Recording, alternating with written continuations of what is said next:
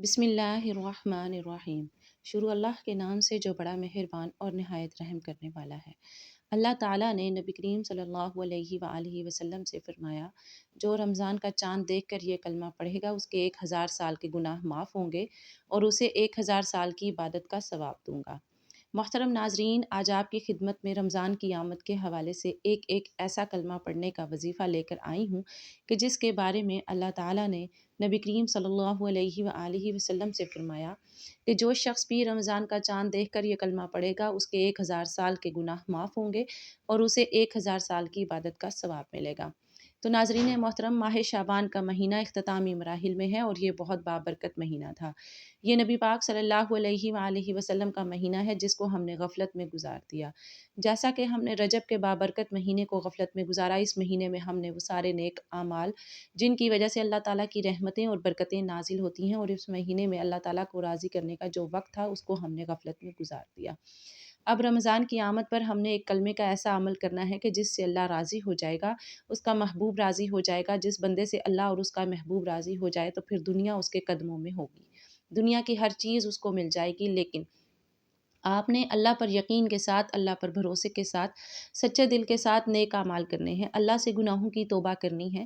آج کا جو عمل میں آپ کو بتانے جا رہی ہوں یہ وہ عمل ہے جو اللہ رب العزت نے نبی پاک صلی اللہ علیہ وآلہ وسلم سے فرمایا کہ جو بندہ رمضان کی آمد پر اس عمل کو کر لیتا ہے تو اس کو 1000 سال کی عبادت کا ثواب ملے گا اور اس کے 1000 سال کے گناہ معاف ہوں گے۔ اس کی دنیا اور آخرت سنور جائے گی، اس پر دنیا میں رحمتیں اور برکتیں نازل ہوں گی، اور مرنے کے بعد جب قبر سے وہ نکالا جائے گا تو اس کے سارے گناہوں کو معاف کرتے ہوئے اس کی قبر کی منازل آسان کر دی جائیں گی۔ اس کا چہرہ نور سے چمک رہا ہوگا۔ یہ کتنی فضیلت والا کلمہ ہے، بہت ہی مجرب عمل ہے۔ یہ چھوٹا سا عمل آج ہم کر سکتے ہیں، کل ہمیں اس کا موقع نہیں ملے گا۔ تو ناظرین محترم، آپ نے شعبان المعظم کے اختتامی مراحل کے بعد رمضان کی آمد اچھے طریقے سے کرنی ہے، اور رمضان المبارک کا چاند نظر آنے پر آپ نے اس کلمے کا ورد کرنا ہے۔ یہ جو کلمہ میں آپ کو بتاؤں گی اس کو آپ نے رمضان کا چاند نظر آنے پر لازمی پڑھنا ہے، کیونکہ اس کے پڑھنے پر رمضان کے پورے مہینے میں اللہ تعالیٰ کی خاص رحمتیں اس بندے پر نازل ہوتی ہیں۔ اللہ تعالیٰ اس کی مغفرت کر دیتا ہے، اس کے تمام صغیرہ کبیرہ گناہوں کو معاف کر دیتا ہے، اس کی ہر ایک عبادت پر اس کو دگنا ثواب ملتا ہے، ہر ایک نیکی پر اس کو وافر ثواب عطا کیا جاتا ہے۔ ناظرین محترم، آپ نے اس کلمے کا ورد کرنے کے لیے ویڈیو کو کاٹ کاٹ کر نہیں دیکھنا، ویڈیو کو مکمل دیکھا کریں اور اس کو اپنے دوست اور رشتہ داروں کے ساتھ ضرور شیئر کرنا ہے، تاکہ ہماری اور آپ کی وجہ سے جو بھی اس پر عمل کریں گے ان کو بھی اس کا اجر ملے گا، اور ان کے اس عمل کرنے کی وجہ سے ان کے ثواب میں ہمارا بھی حصہ ہوگا، اور یہ ہمارے لیے صدقہ جاریہ بن جائے گا۔ اس لیے آپ اس کو ضرور شیئر کریں اور ویڈیو کو پورا دیکھیں تاکہ آپ کو عمل کی اچھی طرح سمجھ آ جائے۔ یہ جو کلمہ اور اس کا پھر کرنے کا طریقہ آپ کو بتایا جائے گا، اس کو صحیح طریقے سے آپ نے پڑھنا ہے۔ اگر آپ ویڈیو کو کاٹ کر دیکھیں گے تو آپ کو عمل صحیح طریقے سے سمجھ نہیں آئے گا اور آپ اس کلمے کا ورد ٹھیک طرح سے نہیں کر پائیں گے، تو اس کا آپ کو فائدہ نہیں ہوگا، کیونکہ یہ موقع سال میں ایک بار آتا ہے۔ تو اس لیے آپ نے رمضان المبارک کی آمد پر چاند دیکھتے ہوئے اس کلمے کا ورد کرنا ہے اور اللہ پاک سے ڈھیر ساری دعائیں بھی مانگنی ہیں۔ اللہ رب العزت بہت رحیم و کریم ذات ہے۔ اللہ تعالیٰ انسان کو اپنی طرف بلانے کے بہانے ڈھونڈتے ہیں کہ کسی طرح میرا بندہ میری طرف آ جائے، شیطان سے ہٹ کر میرے راستے پر آ جائے۔ اللہ رب العزت بے نیاز ذات ہے، وہ کسی کا محتاج نہیں ہے، نہ اس کو کسی کی ضرورت ہے، لیکن اس کی رحمت ہے جو چاہتی ہے کہ انسان جہنم سے بچ کر جنت میں چلا جائے۔ زمین و آسمان کا مالک اللہ ہے، مشرق اور مغرب کا مالک اللہ ہے، ہم سب کا مالک اللہ تبارک و تعالی ہے۔ بحر و بر، فرش و عرش، ذرہ اور پہاڑ، تنکا اور جنگلات، ہوائی اور فضائی خلائی اور خاکی نوری اور ناری، ساری کی ساری مخلوق اللہ کی عبادت اور تسبیح بیان کرتی ہیں۔ اللہ تعالیٰ اپنے بندوں سے کسی حال میں، کسی پل میں، کسی لمحے میں بھی غافل نہیں، صرف بندے ہی نہیں بلکہ کائنات کا ذرہ ذرہ چپا چپا اس کے سامنے ہے، اور وہ اس کی حرکات و سکنات سے باخبر بھی ہے۔ رائی کے دانے کا 1000واں حصہ ہو، ایک تو رائی ویسے ہی چھوٹی ہوتی ہے، پھر اس کا بھی کوئی حصہ اتنی چھوٹی بھی کوئی چیز ہے، پہاڑوں کے غاروں میں چھپا ہوا ہو، یا اس لمبی اور لامحدود فضا میں گم ہو، یا زمین کی تاریکیوں میں کہیں پڑا ہو، اللہ اس کو کھینچ کر باہر لانے کی طاقت رکھتا ہے، اور اس کی نظر کائنات پر پوری طرح حاوی ہے۔ حدیث مبارکہ میں اللہ کی نظر ساری کائنات کو دیکھ رہی ہے۔ مثال کے طور پر ایک کالا پتھر ہے، پہاڑ بھی کالا ہے، پھر رات بھی کالی ہے، پھر اوپر جنگل بھی کالا ہے، اس میں پتے بھی ہیں، ظاہر ہے رات بھی کالی، پہاڑ والا پتھر بھی کالا، اس کے اوپر گھاس وغیرہ ہے، نیچے ایک کالی چیونٹی جا رہی ہے۔ اللہ رب العزت عرش پر ہے، چیونٹی فرش پر ہے، درمیان میں اتنے پردے ہیں، چیونٹی کے چلنے سے کالے پتھر پر جو نشان پڑے ہیں، اللہ کہہ رہا ہے کہ میں وہ بھی دیکھ رہا ہوں۔ کبھی آپ چیونٹی کو اٹھا کر دیکھو تو اس کے پاؤں بھی نظر نہیں آتے، وہ کیا نشان بنائے گی؟ وہ تو نرم مٹی پر چلنے پر بھی مشکل سے نشان بنے، تو پہاڑ اور پتھر پر نشان کیسے بنیں گے؟ اگر بڑی بڑی خوردبینی بھی لگائی جائیں تو بھی نظر نہیں آئیں گے۔ اللہ رب العزت عرش پر ہے اور وہ کہہ رہا ہے کہ میں اسے بھی دیکھ رہا ہوں، اور اللہ تعالیٰ کیسا سننے والا ہے، تمہارے اندر کے چھپے ہوئے بھیدوں کو بھی جانتا ہے۔ تم چپ کے بولو، تم دل ہی دل میں بولو، اللہ کہتا ہے میں یہ بھی سن لیتا ہوں۔ تمہاری سانس کو نکلتا دیکھتا ہوں، تمہاری سانس کی آواز سنتا ہوں، دل کی دھڑکن سنتا ہوں، رگوں میں چلنے والے خون تک کی آواز سنتا ہوں۔ پتا ٹوٹے اس کے ٹوٹنے کی آواز سنتا ہوں، زمین پر گرے اس کے گرنے کی آواز سنتا ہوں، چیونٹی کی پکار کو سنتا ہوں، حتیٰ کہ سب کی آواز کو سنتا ہوں، فریادوں کو سنتا ہوں، خاک پہ چلنے والے کیڑے کی آواز اور صدائیں سنتا ہوں، سات سمندر کی تہ میں چلنے والی مچھلی کی پکار اور صدائیں، ریت کا ایک ایک ذرہ، زمین کا ایک ایک ذرہ، ایک ایک پتا زمین کے اندر جو کچھ ہے سب کچھ اللہ تبارک و تعالیٰ کے علم میں ہے۔ ناظرین محترم، اللہ کی تعریف کون کر سکتا ہے؟ اللہ تبارک و تعالیٰ خود اپنی صفات بیان کرتا ہے۔ اللہ کہتا ہے سمندر کو سیاہی بنا دو، سات سمندر بھی سیاہی بن جائیں، تم ساری دنیا کے درخت لے کر قلم بنا دیے جائیں، ایک سندل کے درخت سے کتنے قلم بن جائیں گے، سمندر سیاہی بن جائیں، درخت قلم بن جائیں، انسان اور جنات لکھنے بیٹھ جائیں، فرشتے بھی اسے لکھنا شروع کریں، تو اللہ رب العزت فرماتے ہیں سمندر خشک ہو جائیں گے، قلم ٹوٹ جائیں گے، میری تعریف ختم نہیں ہوگی۔ اتنے قلم اور سیاہی اور لے آئیں، وہ بھی ختم ہو جائیں گے، اور اللہ وہ ذات ہے جسے سارے جہان پکارے، اور اللہ سب سے یہ نہیں کہے گا کہ باری باری بولو، یہ نہیں کہے گا کہ صرف عربی بولو، کہ میری زبان عربی ہے۔ اللہ تعالیٰ فرمائے گا پشتو میں بولو، اردو میں بولو، ہندی میں بولو، انگلش میں بولو، پنجابی میں بولو، سندھی ہو یا پٹھانی ہو، کوئی بھی زبان ہو، دنیا میں 24 زبانیں ہیں، اس میں بولو، کائنات کی ساری زبانوں میں اپنے رب کو پکارو۔ میں تمہارا وہ سننے والا رب ہوں کہ مجھے تمہاری باریاں لگانے کی ضرورت نہیں، میں تم سب کی چیخ و پکار کو الگ الگ سنوں گا، سمجھوں گا، تم سب کو اکٹھا بولنا مجھے غلطی میں نہیں ڈالے گا کہ فلاں نے کیا لفظ بولا، فلاں نے کیا کہا، میں سب کی بات الگ الگ سن سکتا ہوں۔ محترم ناظرین، ایسی زبردست شان والے اللہ کی نام ماننا، اس کی نافرمانی کرنا، اس میں سراسر ہماری ہی ہلاکت ہے، ہمارا ہی نقصان ہے، اور اللہ کے نبی بھی کہہ رہے ہیں کہ کل حساب ہونے والا ہے اور کوئی اس وقت عمل نہیں کر سکے گا۔ تو جو سب سے بڑی آفت اور مصیبت ہے کہ انسان یہ دنیا چھوڑ کر جاتا ہے، اتنے ارمانوں سے آپ لوگوں نے گھر بنائے ہوئے ہیں، ہر شخص نے گھر بنائے ہیں، حتیٰ کہ چڑیا بھی گھونسلہ شوق سے بناتی ہے۔ ایک پرندہ، چھوٹا چھوٹا سا پرندہ، وہ بھی بڑے ذوق و شوق سے تن کے اکٹھے کرتا ہے اور اپنے لیے گھونسلہ بناتا ہے، یہ ہر جاندار کی فطرت ہے، وہ رہنے کے لیے کوئی نہ کوئی ٹھکانہ بناتا ہے۔ اتنے ارمانوں سے انسان گھر بناتا ہے اور پھر خاموشی سے چھوڑ کر لوگوں کے کندھوں پر سوار ہو کر اندھیری کوٹھڑی میں جا کر سو جاتا ہے۔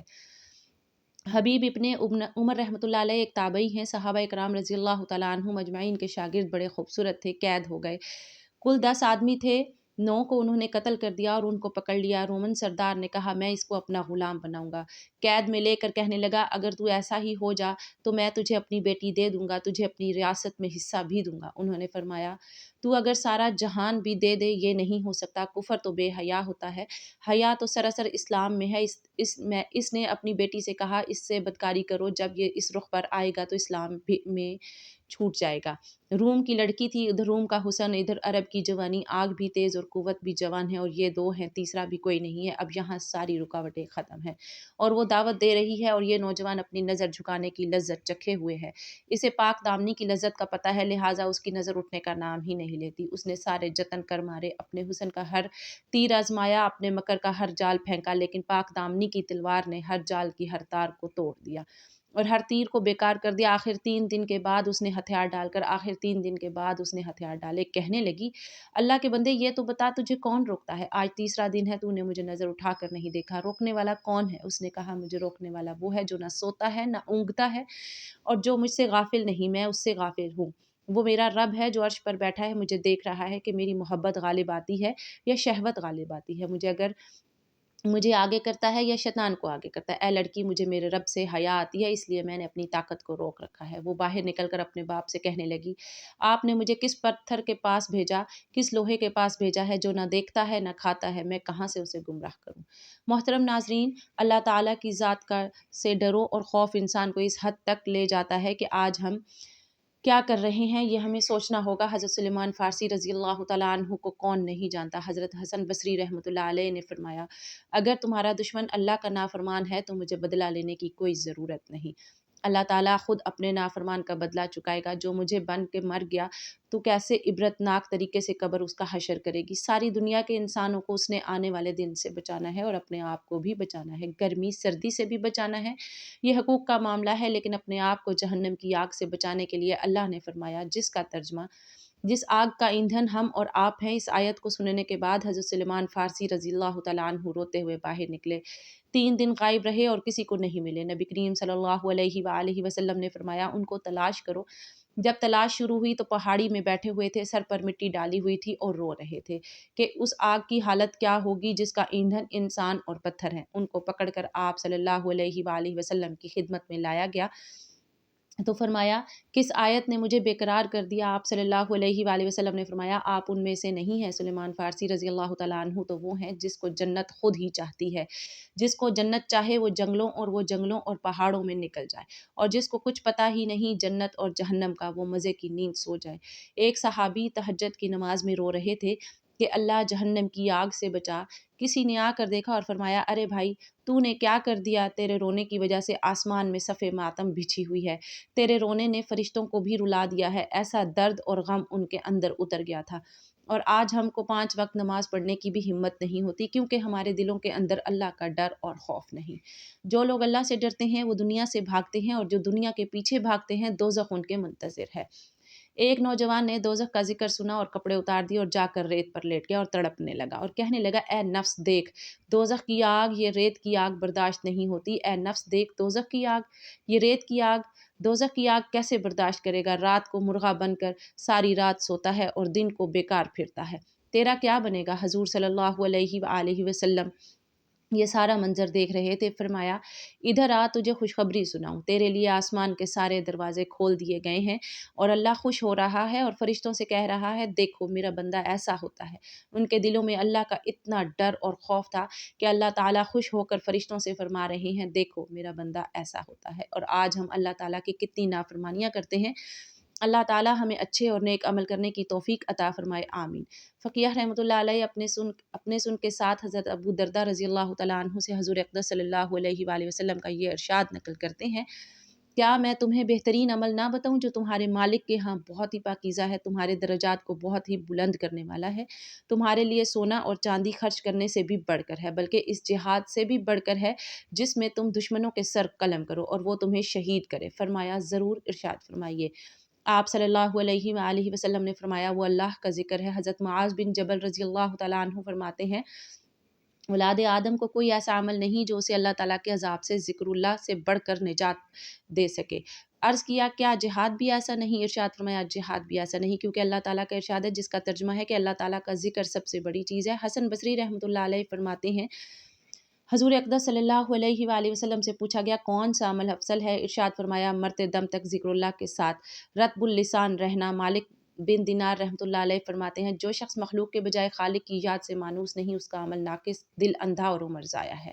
حضرت انس بن مالک رضی اللہ تعالیٰ عنہ حضور صلی اللہ علیہ وآلہ وسلم کا یہ ارشاد نقل کرتے ہیں، کہتے ہیں کہ اللہ تعالیٰ کا ذکر ایمان کی علامت ہے اور نفاق سے بری ہے، شیطان کے مقابل ہے اور دوزخ سے حفاظت کا سامان ہے۔ حضرت علی رضی اللہ تعالیٰ عنہ سے منقول ہے کہ ذکر 2 ذکروں کے درمیان ہے اور اسلام 2 تلواروں کے درمیان اور گناہ 2 فرضوں کے درمیان۔ ذکر 2 ذکروں کے درمیان ہونے کا مطلب یہ ہے کہ بندہ اس وقت تک ذکر نہیں کر سکتا جب تک اللہ تعالیٰ اپنی توفیق کے ذریعے اسے یاد نہ کرے۔ پھر جب وہ اللہ تعالیٰ کا ذکر کرتا ہے تو اللہ تعالیٰ اس کی طرف سے مغفرت کی شکل میں اس کا ذکر کرتا ہے۔ اور اسلام 2 تلواروں کے درمیان ہونے کا مطلب یہ ہے کہ اسلام قبول کرنے سے پہلے بھی کافر کے ساتھ لڑائی اور قبول کے بعد مرتد ہو جائے تو بھی انجام قتل ہے۔ اور گناہ 2 فرضوں کے درمیان ہونے کا مطلب یہ ہے کہ پہلے تو گناہ نہ کرنا فرض تھا، کر لیا تو توبہ استغفار فرض ہو گیا۔ محترم ناظرین، اللہ تعالیٰ کے ذکر میں کتنے بڑے بڑے فضائل رکھے ہیں، ذکر کرنے والوں کو کتنی خوشخبریاں دی گئی ہیں۔